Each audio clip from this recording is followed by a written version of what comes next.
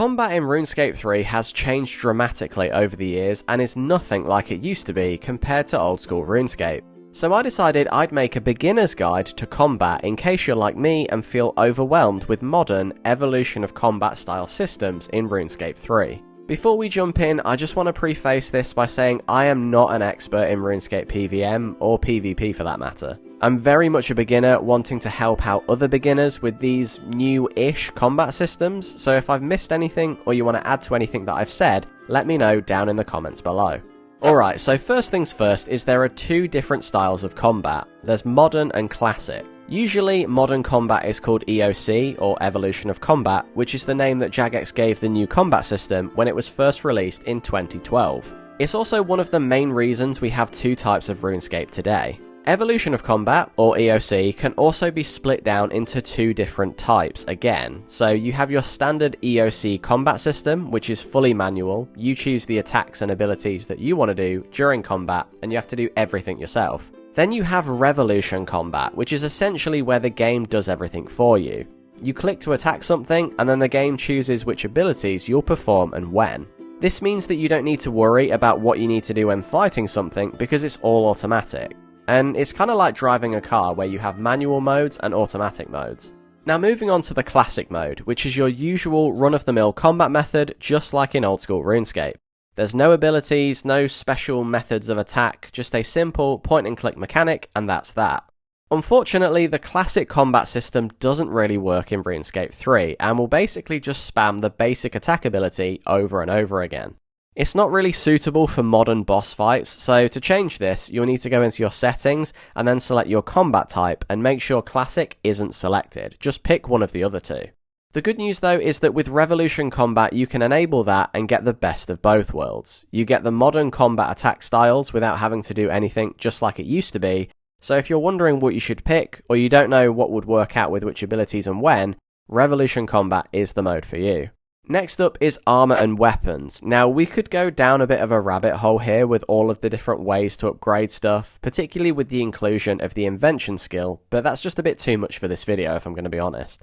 I want to keep things simple so you can get started with PvM content much faster.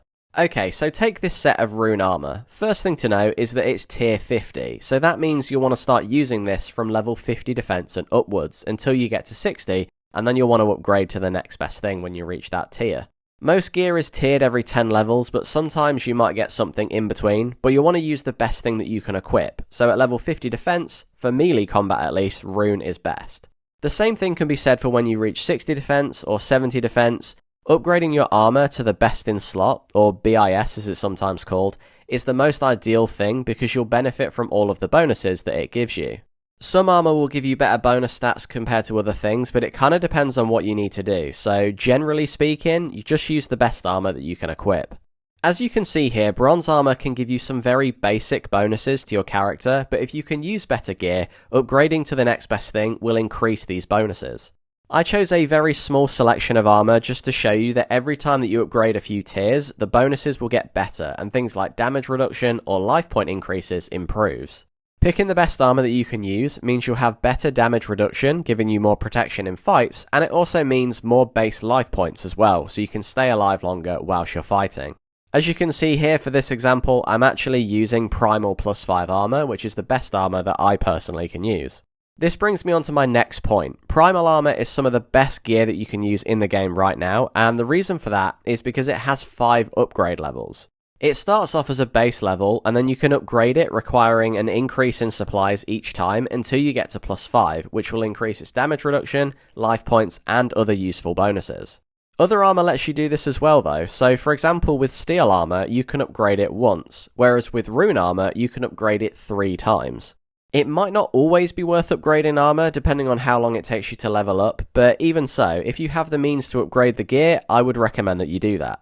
Now let's move on to actually fighting enemies. For the purposes of this guide, we're not going to go into player versus player combat, but rather we're just going to stick to player versus monster, or PvM combat I should say. For this video, I went and fought a few different bosses to varying degrees of success, and I'm going to show you how to do it too. The first boss that I fought was the Giant Mole. Now, before you do a boss fight, it's always advised to check out the stats so you get a good idea as to what to expect from a boss fight. As always, I suggest checking the wiki for the most up-to-date and complete information that you can get.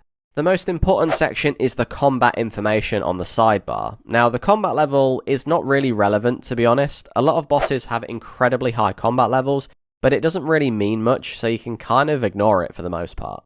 Underneath that, though, we have life points, so that's how much health it has before it dies, and then under that, we have its aggressive status and poisonous status, both of which are a no for this one. That means when we get close to it, it's not going to start attacking you, you have to attack it first, and it also means that it's not going to poison you, so it's not going to be dealing additional damage to you over time. Looking a bit further down the list of information, we can see that it only attacks with melee, but it can do a special attack dealing much more damage. With this information, we know that we don't need to worry about protecting ourselves from other forms of combat, we just need to make sure that we protect ourselves from melee-based combat.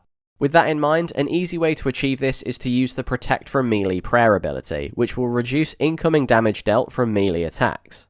Every time a prayer is active, it will slowly reduce the prayer points, as you can see on the top of the toolbar. Special attacks can usually be avoided if you're quick enough to move away from them, but sometimes you just have to tank the hits, so before you fight any bosses, always check to see what sort of special attacks that they can do to you. Now moving on to our next boss fight, and we have the King Black Dragon, which is one of the oldest bosses in RuneScape, so this one is fairly easy to fight because it doesn't have a lot of modern combat mechanics to worry about. As you can see, its combat level is very high, but we don't really care about that. Its life points is 45,000, which is much lower than the giant mole that I fought before, but it is aggressive and poisonous, and it'll hit 100 points of damage in intervals if I become poisoned, which is very likely if I don't use an anti-poison potion to protect myself. Now this boss is a little harder to fight in the sense that it's going to attack you using melee, magic and fire-based attacks, so even though it should be quicker to kill, it's going to do much more damage to me. Melee attacks can be avoided by not standing too close to it, but the issue is that we're then going to need to pick a different combat method to fight it. Protecting ourselves from magic using our prayer ability is obviously important, and ensuring we either use an anti-dragonfire potion or shield to negate the fire-breathing attacks it does as well. If you've got a reasonably high combat level with good combat stats, this boss shouldn't be too difficult to fight, and then the main thing to worry about is the Dragon Breath, as that'll deal a lot of damage if you're not careful. I feel like this boss fight is quite a good way to practice fighting bosses with different mechanics, so you're used to managing multiple things at once. With the King Black Dragon out of the way, now it's time to check out the Calphite Queen, which is a much harder boss and introduces some new challenges to contend with. So the first thing to note is that the Calphite Queen is a much higher combat level than the other bosses we've fought already, but has slightly fewer life points. However, the Calphite Queen, unlike other bosses, has two forms. That means once you kill the Calphite Queen once, they'll respawn into their second form, which will present some new challenges for you. So the first form of the Calphite Queen can only be attacked with melee and necromancy based combat. Magic and range based combat won't work, and you'll be hitting zeros constantly because they're immune to it. However, once you've killed the Queen's first form, they'll respawn into a second range based combat form where they'll be immune to melee, but you can use magic, range and necromancy based combat attacks. With all this in mind, I'd suggest using something like melee for the first form and then range for the second form, although necromancy would also be a solid option if you don't want to keep swapping to different combat styles. Once you've killed both forms, the boss fight is finished and then you can go again once it respawns. And there you have it, that's the basic guide to PvM in RuneScape for beginners. If there's anything that you want to add to what I've already covered in this video, let me know in the comments. Also, if you need any help with something PvM related, let me know and I'll see if I can answer any of your questions. I suggest checking out the RuneScape wiki before you jump into any boss fight, and just to get a bit of a basic understanding of how things work before you go diving straight in. It'll make things much easier for you. With all that said, please remember to like the video if you enjoyed it, subscribe for more RuneScape based content like this, and I'll catch you in the next one. Thanks for watching guys, goodbye!